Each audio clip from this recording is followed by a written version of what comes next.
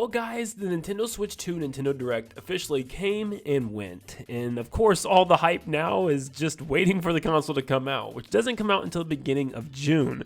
But that doesn't mean we have nothing to look forward to. We do have a Mario Kart World Nintendo Direct coming in 2 weeks here in April, and there's just hype for the games coming out because we have Mario Kart and Donkey Kong literally just months apart.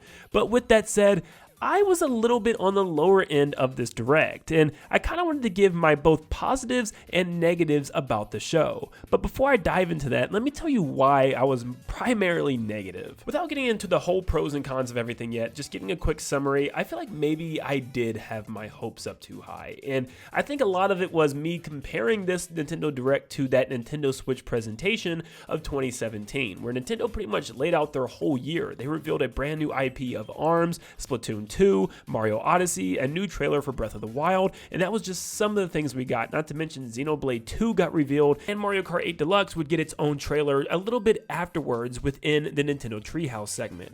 But that's just kind of where I was putting my basis for this Nintendo Direct, and I didn't feel the same way. I felt like the pacing was a little bit off, and I felt like we didn't get as many reveals as I was previously thinking. No, I'm not just upset that we didn't get a brand new 3D Mario. I still am looking forward to 3D Mario. I'm just done predicting the thing because who knows when it's coming. Thankfully, we do have an open world Mario Kart and Donkey Kong to tie me over until then. But no, Mario is not the reason why I felt more down on this Direct than positive. But let me just explain by what I mean with everything by giving you guys my full list of positives and negatives from this show and my final takeaway. Real quick before we dive in, almost 400 of you guys subscribed the other day, so thank you so much. Let's see if we can match that or get even more with today's video. But let's dive in. I'm going to be pretty much going from negative to positive, back and forth to kind of balance the two out. I lied. I want to start with good. The good, Mario Kart World looks phenomenal. Like, genuinely speaking, this was one of the greatest ways to open up a show. This Mario Kart threw me through the roof about how amazing it is. I mean, they went above and beyond with the costumes, the tons of characters. It's like over 50 characters we found so far. The open world was so crazy. It's something that I have dreamt about, and I made predictions of them doing something like an open world, and I heard all these comments say, not everything needs to be an open world, Nintendo Land, but look at where we are. We have open world Mario Kart where we can free roam and drive anywhere. This was such a great start, and it actually surprised me because I didn't even think they would start with a game. This put the Direct at an extremely high level for me. But the bad, the C button was kind of underwhelming. That whole part of them just showing people sit on the couch and use game chat was just kind of weird, considering the fact that game chat has been a thing for consoles everywhere for like decades now. I'm like, why are we spending 3-4 minutes in a part of the showcase showing how game chat works? It was to me. And you know, after hiding that C button all this time and kind of teasing it a couple days before the show, I was really hoping it'd be something special, like maybe even like a little social media app or something. But game chat was like the most basic thing, and of course for C, it just made too much sense. Like, it was one of the things I think multiple people predicted. Also, when they showed the kind of live feeds of everybody and the stupid camera that you have to buy for this, they looked really bad. Like, the frame rate for people's gameplay was just really bad at the bottom. And it kind of sucked that they had to be your friends to have game chat with. Like, I just want to have game chat with random people sometimes, but I could see there being some issues with that.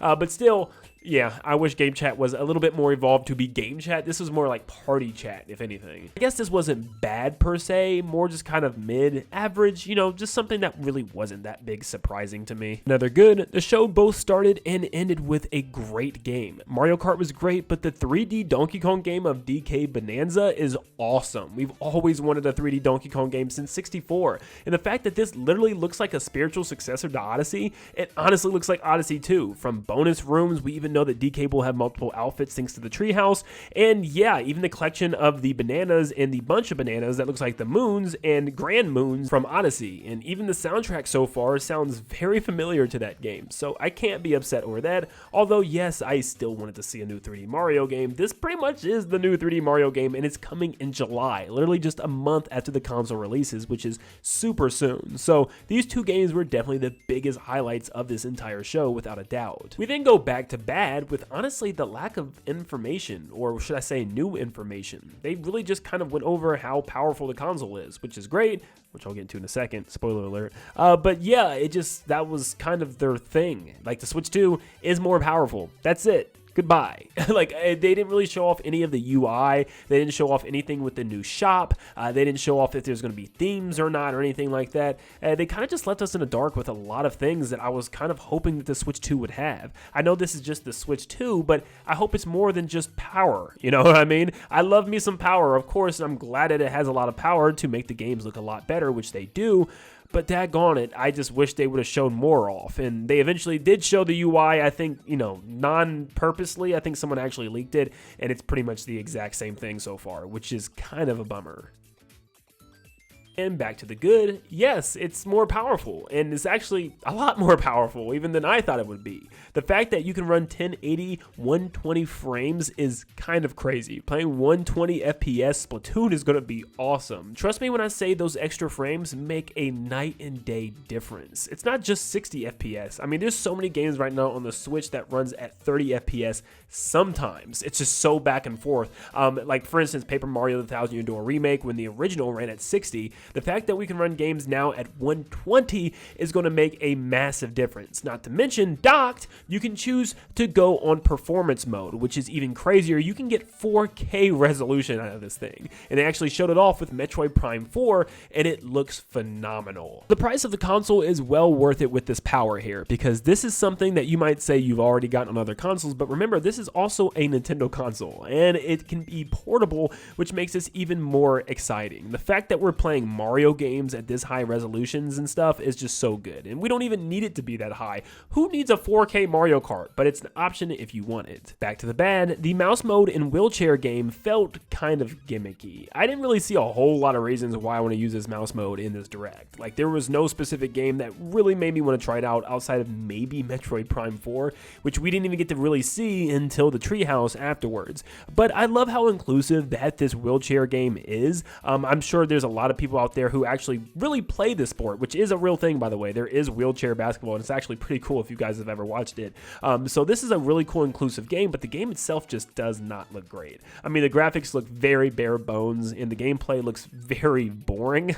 Like, there's not a lot here that makes me want to jump in and play this game, and it sucks because I kind of wish this is where either a completely new, fully fleshed out IP like ARMS was shown off, or something more along the lines of a Switch Sports 2 or Switch Sports Resort, or maybe even another Nintendo Land game, where we can use all these new functions with multiple different mini games based on Nintendo's IPs. But this felt like a little quick cash grab and something that I'm just not interested in whatsoever. Back to the good, I don't think the original Nintendo Switch price is that bad. Also, the release date is not bad either. At the very beginning of June, you immediately have Mario Kart Day 1, which is a great launch title. Not to mention that you have a brand new 3D Donkey Kong game the month afterwards, and you can even get a bundle of Mario Kart that comes at a total price of $500, which is a lot cheaper than the individual game, which I'll get into in a second. But $450 for the Nintendo Switch is actually pretty good when you get 4K resolutions or 1080p at 120 frames, which is super good, and I really don't have a problem with this price. Now for the bad is the price of these games. Yeah, these games are mad expensive. $80 for the digital version of Mario Kart World is pretty insane. It's more expensive than any other game on any other console out there, with most of them being $70 to $75. So $80 before tax is just stupid. Not to mention, if you want to get a physical version of this game, it's going to cost you a whopping $90. Now, not every Switch 2 game is going to be priced this way. For instance, Donkey Kong Bonanza is only $70 for digital, but still, even that is kind of outrageous for a Nintendo game. So Mario Kart World is going to have a lot of content in this thing, because this price is crazy. And of course, they didn't even mention this thing during the show because it probably would have immediately made people mad. But this is so bad, people online are literally the entire length of the treehouse just spamming in Nintendo's chat, drop the price. So Nintendo is definitely hitting its era of greed, because this is just ridiculous for a single video game. Seriously, think about it. Like 6 Switch 2 games, which is probably going to be over the span of like a year, is going to run you pretty much the same price of the console, which is just absurd. It makes it even worse when you're paying extra for a physical version, but some physical games will have to make you download the actual game first. Like, it says the game itself isn't included on the game key card, so you'll have to download it before you can play. So I don't know if this is technically like something like an Xbox brand new game or a PlayStation where you have to download the game when you just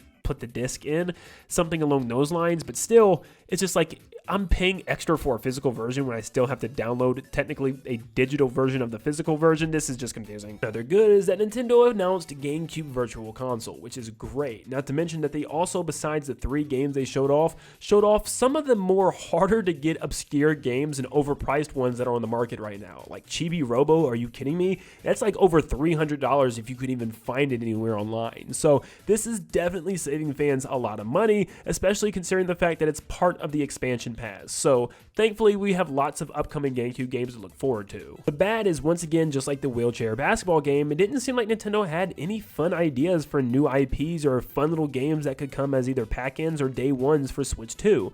For instance, once again, no Nintendo Land or Switch Sports or anything like that. Instead, they have this, the Nintendo Switch 2 Welcome Tour, which you just walk around areas and just learn about your Switch 2 and play some pretty mediocre, boring mini games. Yeah, and get this is a paid game. Now, I think I heard in the Treehouse it's only about $10, but still, the fact that we have to pay for like a tech demo or something where we're just learning about what Switch 2 is pretty ridiculous. Another good is we got the return of Kirby Air Ride with a brand new game called Kirby Air Riders, which is being produced by Masahiro Sakurai and actually releasing this year. This is the game that Sakurai actually kind of teased that he was working on, so nope, not a new Smash, and also not Kid Icarus, which kind of let me down. I was hoping Sakurai was either reviving some type of old IP or maybe finally giving us Kid Icarus again, but I can't lie, as someone who actually grew up playing Kirby Air Ride, I can't wait to play this one. I really hope that they have another city trial type of game mode where you can drive around in kind of mini open world city and fight each other and take on events and even boss battles, so that would be great. But this is a really crazy game to get year one of Switch 2, and one I definitely wasn't expecting. The only kind of issue with this one is it is going to kind of clash with the fact that not only are we getting F-Zero GX on the GameCube Virtual Console, but we're getting Mario Kart World in the same year. And I know this isn't Nintendo, but there's other franchises out there making racers as well this year. Like Sega has a racing game for Sonic. It's just like, there's too much racing in one year. I kind of wish this was a game coming next year, especially so it wouldn't just clash with Mario Kart. The bad, there was just way too many third-party games shown off here. I mean, essentially, there was like 30 to 40 minutes of just sitting and watching games not made by Nintendo, which is strange for a Switch 2 presentation. It almost makes me wish that they had a separate Switch 2 presentation just for third-party games and one just for first-party games. But yeah, they showed off tons, and I feel like the pacing was just off. They would show off like 15 minutes of third-party games and then give us a update on NSO. I'm like, cool, and then go right back to third-party games for a while and then drop maybe 2 extra first-party games at the very end. It was just kind of strange to me. And I get it, third-party games are huge for a Nintendo console, but for people like me that maybe have already played all of these games for the most part, I have no real reason to play them on Switch or even care about them. I want to see what's new about this new console from Nintendo, and I want to see what games that I'm going to be playing from Nintendo on their Nintendo console. For the good, there was tons of third-party games. It kind of goes both ways because they actually revealed some of the biggest games like Elden Ring, Split Fiction that just came out this year, which is one of my favorites, and tons of others as well, including their own From Software specific Switch 2 title, which is kind of insane, and Silk Song got a mention to be released this year, which is also something that we haven't seen any developer pull off. So Nintendo was able to pull that off. What else can they pull off? I'm excited to see what other third-party games are coming, but yeah, I just wish they didn't show so many in a row because some of them were actually really neat. Which leads me back to my negative is I feel like there was a lack of good first-party games, and I think that's maybe why I'm a little bit let down because to me, I came out of this show with 2 major games, Donkey Kong and Mario Kart. Hands down, those are the things that made me pop off the most, and those are the things I clearly only care about the most. I care about Kirby Air Ride, but once again, with Mario Kart coming out, I'm not super duper stoked about another racing game this year, and also, I love Hyrule Warriors games. Trust me, I played every single one and almost 100% completed every single one. The original is still so big, but this is the 3rd Hyrule Warriors game, Nintendo. The 3rd, and this is the 2nd time it's in the Breath of the Wild world, and not to mention, this is like the 100th time we're in this Breath of the Wild world. It just felt like something that definitely shouldn't have been in a Switch 2 showcase, and it just wasn't big enough to be announced here. And the fact that this was technically one of their bigger kind of first-party reveals, technically, it's second party, I guess you'll say, because it's actually produced by Koei Tecmo. So this was strange to me to be considered as like one of their first party announcements. It's just strange to me that they keep using the Hyrule Warriors thing instead of using Warriors with another franchise like they did one Fire Emblem game. And I just literally weeks ago became a Xenoblade fan. And I still think Xenoblade would have made a 10 times better game to have this Warriors style of approach with. They could have like tied all 3 games together for a Warriors game or something, or literally just based it off of one game, like maybe just one or something for now. But yeah, it's just like, why not give us a Mario Warriors or a Kirby Warriors or Pokemon Warriors? Why are we still just in Hyrule Warriors? And why is it still in Breath of the Wild, Nintendo? The world of Breath of the Wild is literally never going to end. Like, they are capitalizing on this series like not like it is literally becoming its own sub-series for Zelda. So yeah, it's just ridiculous to me. I know clearly that Nintendo probably just wanted to flush out that first couple of months of Switch 2 because it only really went up to like July, but it just was a little confusing to me. Why not talk about your big holiday game? Show people what they can look forward to with the Switch 2. This is your time to get people on board. Show people that big open world Mario game coming out probably, and show them what else you have for the future. Maybe even give them a little hint or two for next year in 2026 of what we can expect. So yeah, I'm sure there will be another Direct in June, but still, I wish they showed a couple more first-party games, at least. And for my last good, the Switch 2 editions can be pretty cool, actually. There are some games that actually gets new content, like Mario Party Jamboree, and even Kirby and the Forgotten Land, of all games, getting some extra story stuff, which is pretty unique. I actually really love that because that's one of my favorite games on Switch, and being able to have a reason to revisit that game, not just because better frame rate and graphics, but also because additional new content is pretty cool. And I'm also very glad that they didn't do extra content with games like Smash Brothers. Like, I just want a new Smash Brothers eventually. I don't care how much longer I have to wait. I don't want to see more characters just added to Smash Ultimate. I'm ready to move on to like maybe even a rebooted Smash or something. So I am really glad for that reason. So it does seem like these games look and run a lot better as well. Like Breath of the Wild and Tears of the Kingdom, the comparisons from the Treehouse are night and day. Because man, that 120 FPS is a lifesaver for places like the Korok Forest in those games. So yes, big changes. I love this. For my final bad, it's once again the Switch 2 editions, because I don't really care all that much, and the fact that we have to pay for upgraded packs for some of these games and they didn't even tell us the price scares me, because Nintendo is going expensive crazy. So I can probably expect these things to be like $30 to $40. Like, Nintendo is probably going to end up doing that, which is just sad. I'm hoping for more along the lines of $10 to $20, but who knows with Nintendo. And some of the stuff that they're adding doesn't seem to be that worth it to me. Like, I don't really need a GPS for Breath of the Wild and Tears of the Kingdom. I guess maybe for all the Koroks and stuff, but it kind of takes away from you just exploring the game on your own and finding things. The fact that you have to use your smartphone to interact with the game is kind of off-putting to me. For the games with the new content that we've seen, it doesn't look like much new content. Like for Mario Party, just adding some gimmicky modes, and lots of them you have to actually have the camera in order for them to work right. I already wasn't a big fan of the additional side modes to Mario Party Jamboree. I played them once or twice and was done, and I feel like the same exact thing is going to happen here. Yeah, it's cool technically that you can use the camera to play some Mario Kart TV specific mini games, but I just don't care enough for that.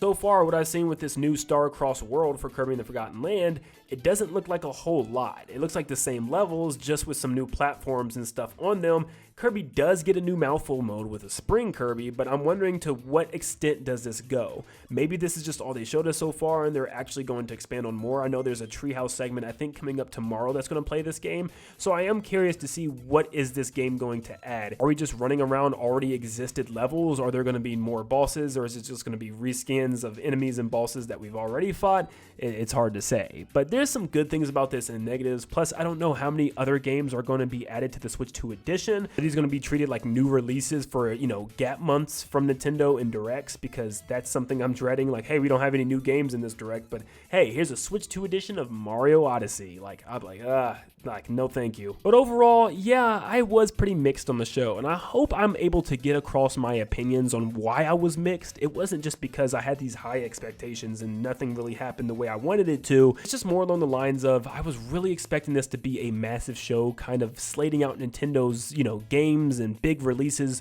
for the next like year, honestly. And maybe that was just me thinking too much, but I feel like the stuff that they showed, the pacing that they had, it was an okay show. I'm not super hyped with everything that I've seen, and maybe the June Direct can get me there, but we're just gonna have to wait and see. But whatever Nintendo decides to do, that price has to be fixed with the games. That is just not user friendly, and it just almost feels like they're taking advantage of gamers now. Oh, and Nintendo, please fix the stream next time. Please don't let it lag like it did in this stream. I mean, the audio was so messed up, it literally froze for like 3 minutes. You could hear games that weren't even being shown, and I missed games that were even shown. So yeah, hopefully Nintendo gets that situated and fixed out, because it's a pre-recorded event. I don't know how they have such big problems with that, but yeah, Nintendo, please fix that. Let me know in the comments down below how you felt about the show. I mean, if you loved it, absolutely 10 out of 10, great. I am so happy for you. But if you were more like me and more on the negative side of things, or maybe in the middle, definitely let me know why. Thank you so much for tuning in today. Make sure you leave a like and subscribe before you head out, and like always, I'll see you all on the next one.